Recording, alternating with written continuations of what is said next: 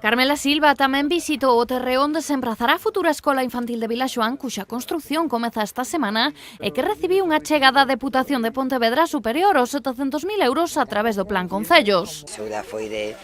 casi 702.000 euros, que se van a construir un edificio con 2 aulas para nenos e nenas de 0 a 1 ano, outras 2 aulas para nenos de 1 a 2 anos e outras 2 aulas para cativas entre 2 a 3 anos, ademais de todos os servicios que precisa unha obra, unha escola infantil como esta.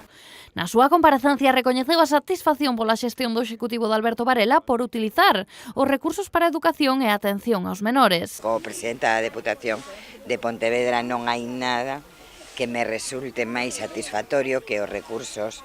que a Deputación pon a disposición dos concellos se empreguen para o que consideramos que é o máis relevante neste caso, que é a educación e a atención a todas as rapazas e a todos os rapaces. E moitos máis nun lugar como Vilaxoán, que levaba